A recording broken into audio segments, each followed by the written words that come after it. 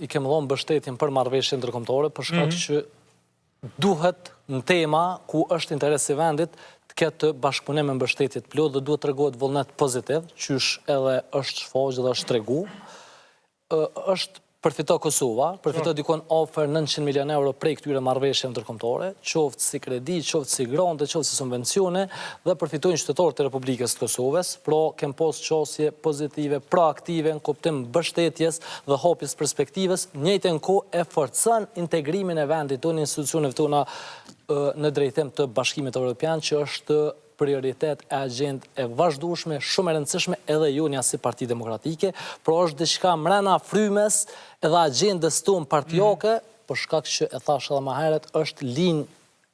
e agjendës shtetërore, agjenda e Partisë Demokratike të Kosovës. Ndërsa tek çështja e buxhetit, kem tregu vullnet prap për qytetarin dhe për shtetin, duke i votu për shkak që janë kërku 2/3 për të bërë zgjatjet buxhetore për muajin mars, në mënyrë që mos cenohet likuiditeti i vendit, në mënyrë që të ketë mundësi shtetit i paguajë shpenzimet rrjedhëse dhe shpenzimet operative, dhe në njëjtën kohë të lëm hapësirë që buxheti të ketë mjaftueshëm kohë për të analizuar, për të pas diskutime përmbajtësore në Kuvendin e Kosovës prej deputetëve. Është kërku prej mazhoroncës që të është në procedurë të përshpejtume, është temë dhe çështje që veç ka ndodhur. Deputetët e Kuvendit të Kosovës edhe të Partisë Demokratike të Kosovës i kanë dhënë komentet dhe analizat e tyre. Aja çka është po të buxheti realisht edhe është pranuar edhe prej kryeministrit, edhe prej ministrit financave, që nuk reflekton përbërjen e qeverisë dhe nuk është se është i përshtatur në kuptim profesional vis-a-vis asaj se çka janë prioritetet e qeverisë dhe të kryeministrit me programin e tij. Kur po e thoni shto, kjo i bjen që ata edhe kanë pranuar, po edhe ne kem pas si material që buxheti është një dokument i vitit 2025 dhe nuk e reflekton përbërjen, Nëse ka ministri që sfiguron në buxhet, nëse ka vija shpenzimit buxhetor që s'kanë qenë para, nëse ka projekte të cilat edhe ashtu trashëgohen, po tash në ministri e re ka me implementu.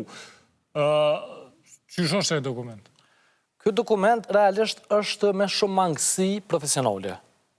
Nuk e reflekton përbërjen e re të qeverisë. Pra shumë ministri janë pa buxhet. Ne kem kërku që ky material të përmirësohet, të rirregullohet, i kem dhënë vërejtjet, komentet dhe rekomandimet e tona profesionale se çka duhet bë, ka kalu në leximin e parë, ka kalu për shkak që e ka shumicën parlamentare subjekti që udhëheq vendin, po du me ardhur te pjesa që te fjalimi i kryeministrit aty në Kuvend, që ai thotë se spori po e bim buxhetin, e po ta ekspozen, po e bi buxhetin dhe mas buxheti e bi programin. Që realisht nuk ka rrjedhë kronologjike, logjike aja çka e prezantoi, sepse mas pori është programi, mandej janë zotimet, edhe premtimet e fushatës, ekspozeja dhe buxheti duhet me konë në harmoni me